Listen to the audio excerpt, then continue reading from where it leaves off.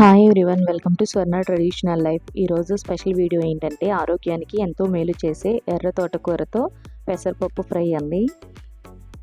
ఈ ఎర్ర తోటకూరలో ఎన్నో పోషక విలువలు ఉంటాయండి. ఫైబర్ ఎక్కువగా ఉంటుంది. రక్తంలో ఇన్సులిన్ నియంత్రించే గుణం ఉంది కాబట్టి డయాబెటీస్ ఉన్న వాళ్ళకి ఈ ఎర్ర తోటకూర తింటే చాలా మంచిదండి. దీన్ని ఎలా తయారు చేసుకోవాలో, దీనికి కావాల్సిన పదార్థాలు, తయారీ విధానం తెలుసుకుందాం రండి. ముందుగా ఒక కప్పు పెసరపప్పును తీసుకుని 1 గంట ముందు నానబెట్టుకోవాలండి. ఎందుకంటే ఇది వేయించుకునేటప్పుడు త్వరగా మగ్గిపోతుంది కాబట్టి. తర్వాత 2 మీడియం సైజులో ఉన్న ఎర్ర తోటకూర కట్టలను తీసుకొని చిన్న ముక్కలు కట్ చేసుకోవాలండి. కట్ చేసుకున్న తర్వాత దీన్ని 2-3 సార్లు బాగా వాష్ చేసుకోవాలండి.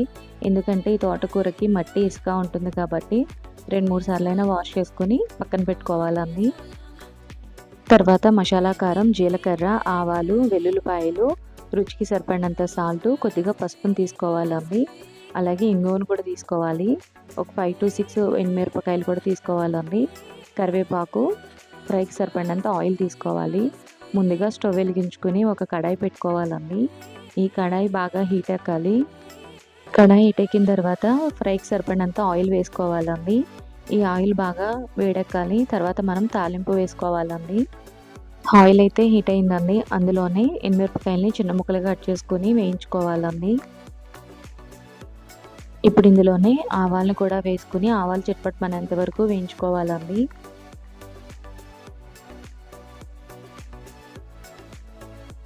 ఇప్పుడు ఇందులోనే జీలకర్రని కూడా వేసుకుని వేయించుకోవాలండి.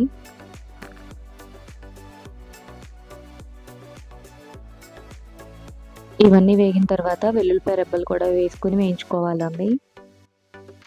ఇవన్నీ వేగిన తర్వాత కొద్దిగా కరివేపాకును కూడా వేసుకుని చిటపటమనేంత వరకు వేయించుకోవాలండి.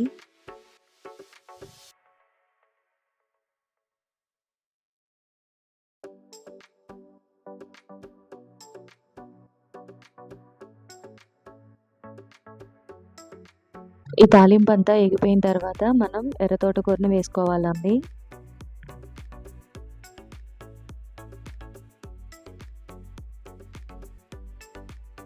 ఈ తోటకూర వేసుకున్న తర్వాత మనం ముందుగా నానబెట్టుకున్న పెసరపప్పును కూడా వేసుకోవాలండి. ఇలా వేసుకున్న తర్వాత ఒక్కసారి పూర్తిగా కలిసేటట్టు కలుపుకోవాలండి.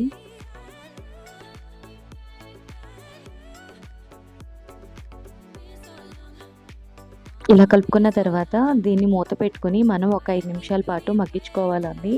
ఇది మగ్గించుకునేటప్పుడు స్టవ్ని మీడియం ఫ్లేమ్లో పెట్టి మగ్గించుకోవాలి. 5 మినిట్స్ తర్వాత మూత తీసి చూస్తే మనకి పెసరపప్పు, తోటకూర అన్నది 75% మాత్రమే మగ్గిందండి. దీన్ని ఒకసారి కలుపుకొని ఇందులోనే 1/2 టేబుల్ స్పూన్ పసుపు కూడా వేసుకోవాలండి. ఇందులోనే రుచికి సరిపడినంత సాల్ట్ కూడా వేసుకుని మొత్తం అంతా ఒకసారి కలిసేటట్టు కలుపుకోవాలండి. ఇలా మొత్తం అంతా కలిపిన తర్వాత మళ్ళీ ఇంకొక 2 మినిట్స్ మూత పెట్టి మగ్గించుకోవాలండి. ఇది మగ్గడానికి మనకి 2 మినిట్స్ టైం పడుతుంది. ఎక్కడ వాటర్ యూజ్ చేయకుండానే మగ్గించుకోవాలండి. ఎందుకంటే మన తోటకూరలో కూడా వాటర్ ఉంటుంది కాబట్టి. 2 మినిట్స్ తర్వాత మూత తీసి చూద్దామండి. మనకి పూర్తిగా మగ్గిపోయింది. ఇప్పుడు ఇందులోనే మసాలా కారం వేసుకోవాలండి. కూర కారం కన్నా మసాలా కారం వేసుకుంటేనే మనకి ఎర్ర తోటకూర పెసరపప్పు ఫ్రై చాలా టేస్టీగా ఉంటుందండి. ఇది ఎక్కడ వాటర్ యూజ్ చేయలేదు కాబట్టి మనకు ఒక 2 రోజులు ఫ్రిడ్జ్లో పెట్టుకుంటే నిలవ కూడా ఉంటుందండి.